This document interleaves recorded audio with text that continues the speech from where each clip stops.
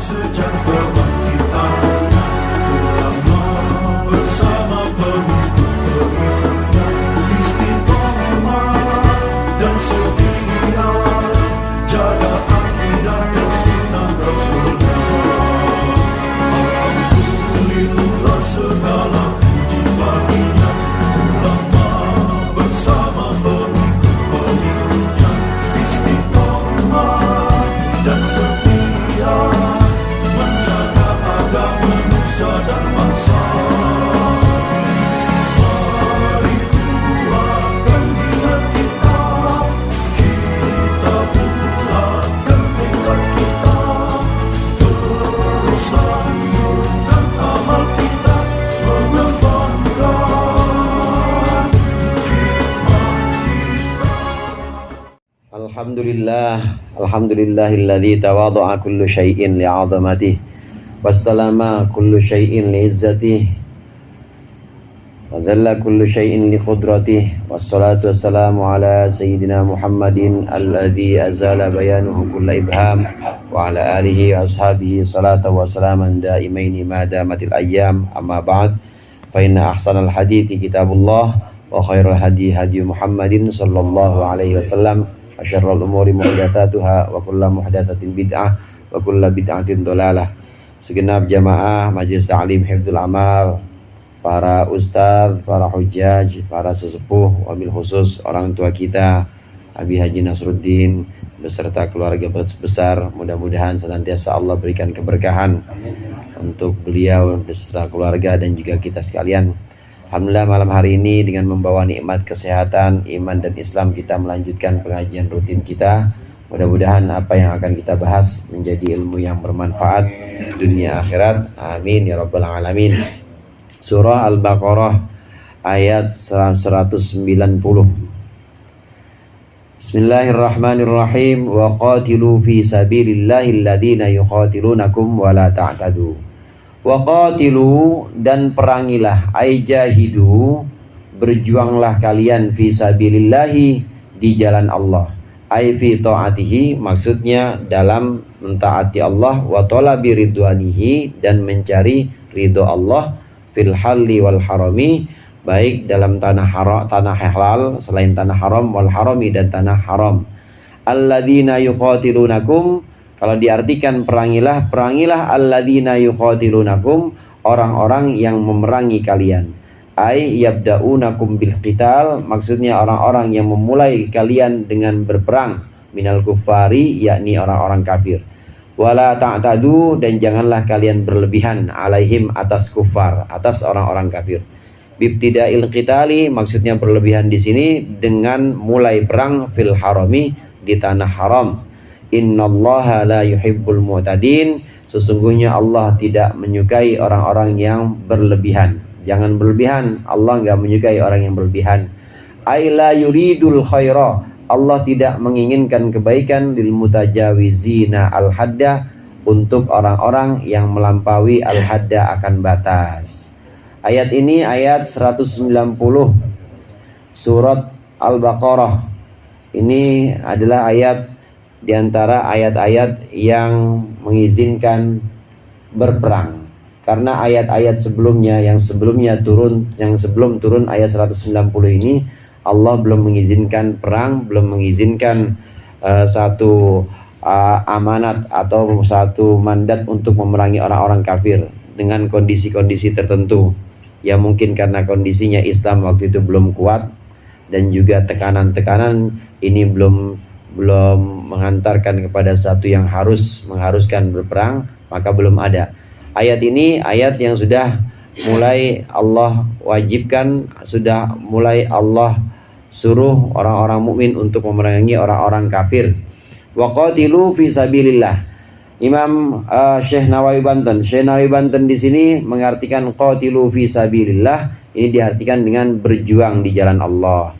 Berjuang di jalan Allah ini artinya dalam melaksanakan ketaatan dan juga dalam mencari ridho Allah, baik di tanah haram, yaitu di Makkah, Madinah, maupun di tanah halal. Tanah halal ini tanah selain tanah haram.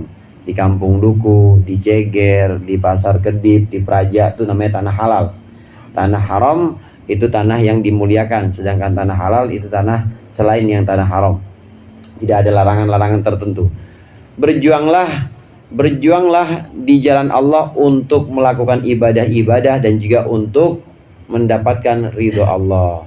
Hadirin jamaah rahimakumullah, ridho Allah itu ada. Ridho Allah itu seringkali Allah sembunyikan. Allah sembunyikan dalam ketaatan kita kepada Allah. Kelihatannya kita ngaji di sini, nggak ada kelihatannya biasa-biasa aja, berangkat pulang, berangkat lagi besok malam Jumat pulang lagi. Tapi sebenarnya di situ ada ridho Allah yang disembunyikan. Maka jangan remehkan hal-hal kecil seperti ngaji atau sedekah kopi. Saya asal ke rumah Bang Pian disedekahin kopi. Itu jangan diremehkan, karena sebenarnya dalam bentuk-bentuk ma'ruf atau bentuk-bentuk hal baik seperti itu ada ridho Allah. Tapi Allah sembunyikan. Kenapa Allah sembunyikan? Supaya kita tidak sembarangan, supaya kita tetap menghargai hal-hal kecil yang bentuknya itu kebaikan-kebaikan tadi saya sebut sebagai ma'ruf. Nah, apalagi hal-hal besar seperti Jumatan atau menjadi khidmah atau melayani masjid. Ini hal-hal besar yang bentuknya memang ketaatan Allah. Berjuanglah untuk itu semua di jalan Allah. Ini kalau diartikan qatilu, di sini diartikan tidak berperang, tapi diartikan sebagai perjuangan. Syekh Nawawi Banten ini menafsirkan sebagai berjuanglah, berjuang dalam segenap upaya kita, baik berupa ibadah maupun yang bukan ibadah, tapi kita niatkan lillahi ta'ala, maka akan jadi sebagai perjuangan karena Allah ta'ala. Kemudian di sini sabilillah, kata sabil ini artinya jalan. Jalan itu suatu yang sifatnya sementara. Jalan itu adalah pengantar kita dari satu tempat ke tujuan kita. Betul begitu ya Pak ya? Yang namanya jalan itu sementara. Kadangkala memang sabil, kadang disebut sebagai syariah. Syariah itu jalan juga, syariat. Jadi syariat, sabil ini kadang-kadang digunakan untuk ungkapan yang maksudnya adalah agama. Berjuanglah dalam agama Allah. Dari sini bisa kita ketahui bahwa agama itu adalah jalan. Artinya agama ini juga sarana atau agama ini hanya perantara. Agama perantara. Jangan dijadikan agama sebagai tujuan. Kalau kita agama jadi tujuan, nanti gontok-gontokan. Ngelihat orang yang kagak kunut misalnya, yang kagak kunut merasa bahwa tujuan gua adalah agama, gua adalah pembela agama, maka akhirnya gontok-gontokan sama orang yang beda, sama orang yang berbeda dengan kita. Kenapa bisa gontok-gontokan? Kenapa bisa emosi, kemudian bisa terjadi perpecahan? Karena memang agama dia jadikan sebagai tujuan, padahal bukan itu. Agama itu sabil, agama itu syariah. Syari itu jalan. Jalan itu artinya sesuatu yang mengantarkan kita kepada tujuan. Jadi tujuan kita ya bukan agama ini. Bukan sholat untuk sholat, bukan. Bukan kunut untuk kunut. Bukan ngaji untuk ngaji, bukan. Tapi tujuan kita adalah untuk ridho Allah. Supaya kita dapatkan ridho Allah.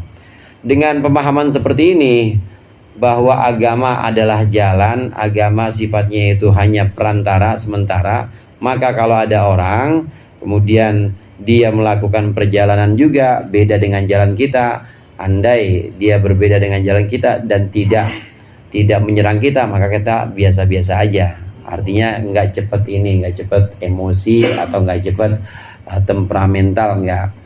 Karena yang namanya agama itu hanya perantara, agama itu sebagai jalan untuk memperoleh ridho Allah. Kita pahami kata sabil di sini sebagai kata jalan yang biasanya dalam Al-Quran ada isti'aroh. Isti'aroh itu meminjam. Balaghah, isti'aroh itu minjam. Kata jalan ini kemudian dijadikan sebagai satu isti'aroh untuk agama. Berjuanglah di jalan Allah, maksudnya berjuanglah di agama Allah. Jadi agama itu adalah jalan. Sekali lagi, agama ini adalah jalan, jangan dijadikan sebagai tujuan. Nah, kemudian kalau diartikan berperang di sini ditafsirkan sebagai berperang, waqatilu, perangilah alladzina yuqatilunakum. Perangilah orang-orang yang memerangi kalian. Ini bisa kita pahami bahwa kita ini boleh berperang, boleh melakukan peperangan ini melawan orang yang memerangi kita. Jelas Senawi Banten menafsirkan yabda'unakum bil qital. Orang-orang kafir yang mulai duluan mereka perang. Kalau mereka mulai duluan perang, maka kita lu jual gua beli. Kalau mereka duluan. jangan kita mulai duluan. Nah, di sini maksud dari alladzina qatilu fisabilillahi alladzina yuqatilunakum, ini maksudnya kalau sudah mereka mulai duluan berperang, maka baru boleh kita melakukan peperangan. Jadi sifatnya ini respon. Jadi kita sifatnya ini reaksi, bukan semata-mata kita aksi demo, aksi ini, aksi itu duluan, kita enggak, tapi kita hanya reaksi dari mereka. Kalau mereka melakukan peperangan, maka kita siap untuk melakukan itu.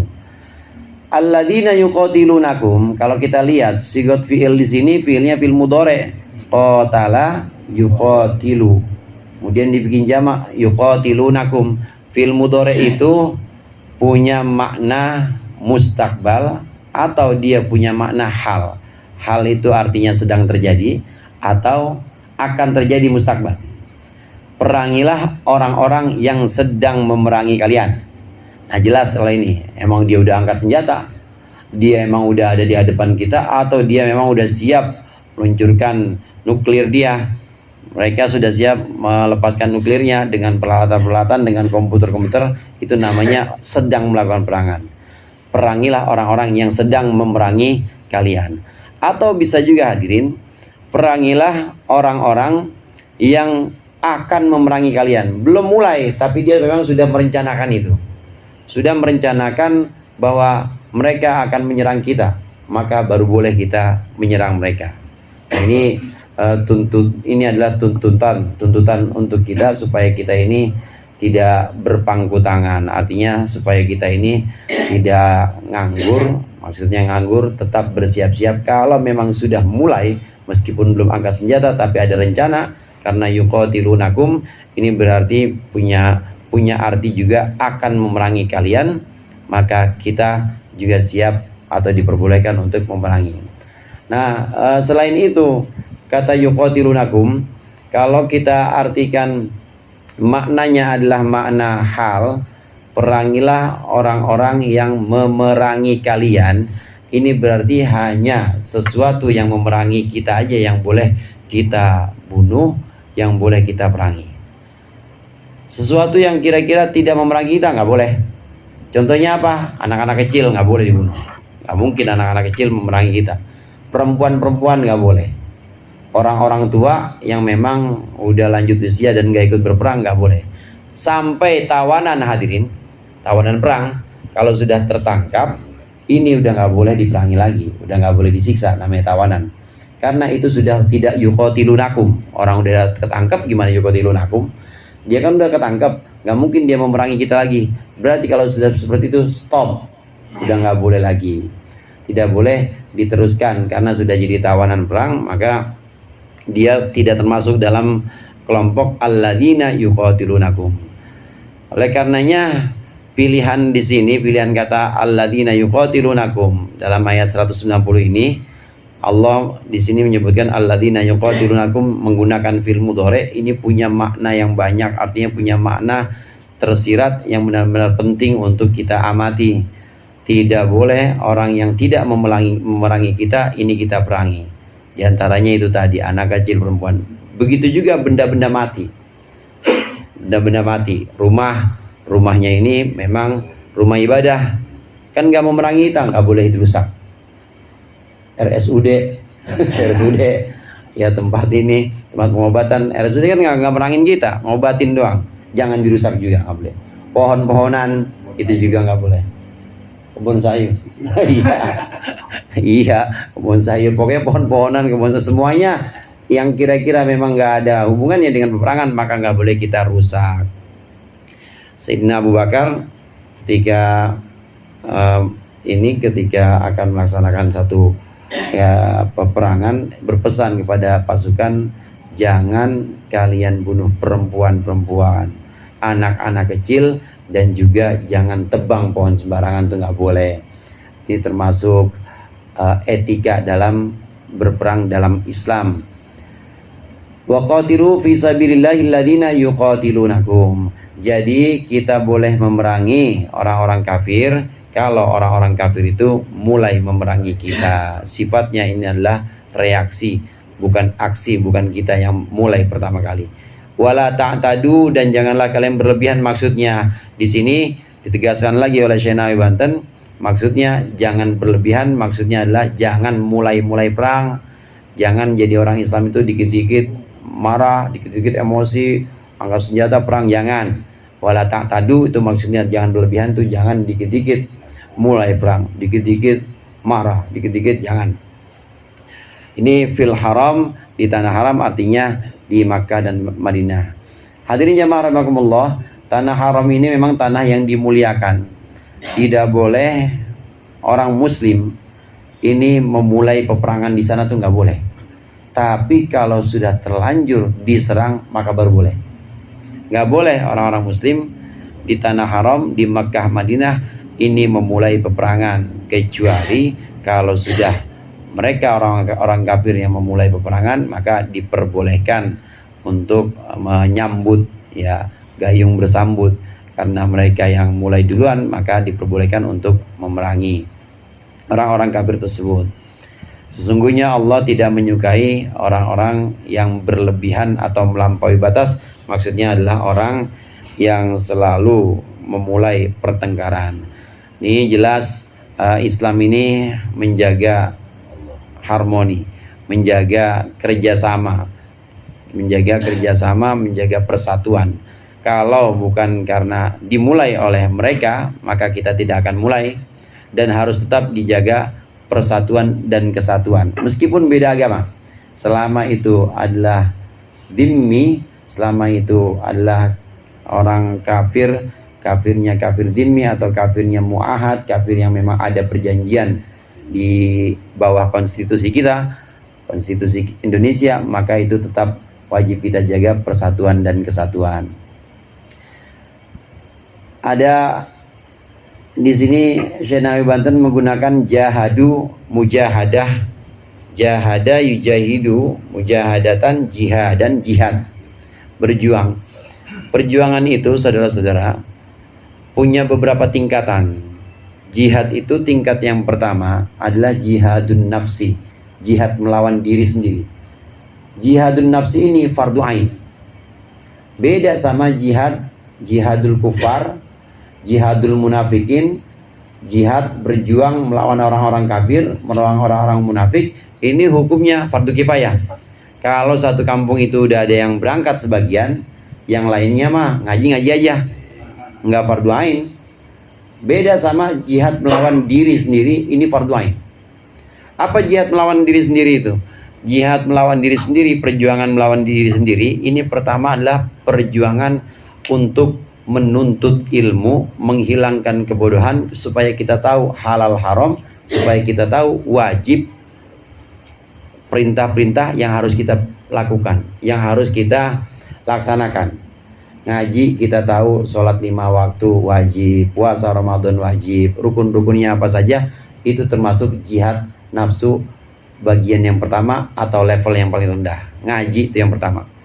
Kemudian yang kedua naik lagi. Kalau sudah bisa ngaji, udah tahu ilmunya, maka jihad yang kedua mengamalkan ilmunya. Bukan cuma tahu sholat fardu itu wajib doang, tahu rukun-rukunnya, tapi memang diamalkan. Ini jihad diri atau jihad nafsu. Yang kedua mengamalkan. Kalau pertama hanya ngaji saja, yang kedua mengamalkan ilmu yang sudah dipelajari. Tingkat yang ketiga, setelah mengetahui ilmunya, kemudian mengamalkan ilmu tersebut, tingkat yang ketiga dari jihadun nafsi, jihad melawan diri sendiri, itu mengajarkan ilmunya. Ini yang paling tinggi, mengajarkan ilmunya. Oleh karenanya penaknya para ulama, penjelasan-penjelasan para ulama yang beliau ini tulis, ini lebih mulia dibanding darahnya syuhada, dibanding darahnya para pejuang. Karena memang para ulama ini sudah sampai pada level tertinggi dari jihad nafsu, di mana para ulama ini sudah mengetahui ilmunya, artinya ngaji awalnya di pondok atau di taklim, kemudian mengamalkan ilmunya, setelah mengamalkan ini mengajarkan, belajar, mengamalkan, mengajarkan. Orang yang man alima wa amila thumma allama yud'a aziman fi malakutis samawat. Barang siapa yang ngaji, mengamalkan ilmu yang diaji, kemudian mengajarkannya, maka itu termasuk orang-orang yang besar di jajaran para malakut, berjajaran para malaikat. Ini orang-orang yang kadang disebut sebagai robbaniyin. Ini robbaniyin atau orang-orang yang tahu mengamalkan dan mengajarkan, ini sampai pada jihad yang tertinggi, dia mengamalkan, mengajarkan, dan juga dia sudah mencapai kesabaran dalam mengajarkan dan menyebarkan ilmu ini. Ini jihad melawan hawa nafsu, jihad yang pertama. Kemudian selain itu ada jihad yang kedua, ada jihad yang berikutnya, yaitu jihad melawan setan. Setan itu selalu membisikkan keraguan pada kita. Iman pada Allah, yakin bahwa Allah itu menjamin rizki, tapi sama setan, lu kata siapa Allah jamin rizki, kalau lu gak kerja mah tetap aja. Kata siapa, lu terus ditanamkan keraguan. Nah, melawan keraguan-keraguan yang datangnya dari setan ini juga termasuk jihad. Namanya jihadus syaiton, jihad melawan setan. Dua-duanya ini hadirin, jihad melawan diri sendiri, melawan setan, ini jihad kita masing-masing dan hukumnya fardu ain. Adapun jihad melawan orang kafir, jihad melawan orang-orang munafik, hukumnya fardu juga, tapi fardu kifayah. Kalau sudah ada satu yang berangkat atau ada sebagian yang berangkat, maka kita tetap ngaji, nggak apa-apa. Apalagi ngajinya ngaji hati. Ngaji hati yang dimaksud di sini mengetahui buruk-buruknya hati dan mengetahui tipu daya setan. Setan yang menanamkan keraguan, setan yang menanamkan yang memprovokasi atau yang manas-manasin kita supaya kita punya keinginan ini dan itu setan semua. Kita tahu tipu daya setan seperti itu. Taunya dari mana? Dari ngaji. Maka ngajinya kita, ini jihad fardu ain. Ini tingkatan-tingkatan jihad. Oleh karenanya jihad melawan orang-orang kafir di medan peperangan harus dibekali juga dengan jihad nafsu. Orang yang berperang ke medan peperangan ini juga harus membekali diri dengan jihad melawan hawa nafsu, melawan setan, supaya perginya dia ke medan peperangan itu karena Allah. Kenapa demikian? Karena kalau perginya bukan karena Allah, ya kelihatannya kayak pahlawan, tapi nanti di sisi Allah belum tentu. Karena kan Allah tahu ente pergi ke medan perang bukan karena aku, tapi karena pengen dibilang pahlawan, karena pengen ngambil jarahan, ghanimah, atau karena dendam sama musuhnya. Bukan karena Allah, tapi karena dendam sama musuhnya, karena benci kepada musuhnya, maka tidak jadi lillahi ta'ala. Sayyidina Ali waktu udah berhasil menumbangkan musuhnya, tinggal satu kali tebas saja diludahin mukanya Sayyidina Ali, saudara. Tapi begitu diludahin sama Sayyidina Ali, mundur. Diludahi oleh musuhnya, Sayyidina Ali malah mundur, gak jadi dibunuh. Kalau kita gimana kira-kira tuh? Diludahin mukanya bikin kalah. Sayyidina Ali mundur, kemudian mengatur emosi, mengatur beberapa saat, kemudian baru maju lagi, dibunuh. Udah selesai, tanya sama para sahabat, kenapa nggak kamu habisin Ali? Kalau saya langsung membunuh ketika dia meludahi muka saya, maka saya dalam keadaan marah. Saya membunuh bukan karena Allah, tapi saya membunuh karena dia menghina saya dengan ludahan itu. Makanya saya mundur, saya atur, saya ingin membunuh karena Allah. Nafsu tuh yang begitu, yang ngasih tahu itu para ulama, yang ngasih tahu itu orang-orang alim. Karenanya orang-orang alim ini tintanya lebih mulia dibanding tinta para syuhada. Karena para syuhada pun bisa berjuang itu juga lantaran orang-orang alim. Waqtuluhum haitsu taqiftumuhum wa akhrijuhum min haitsu akhrajukum wallahu a'lam bissawab.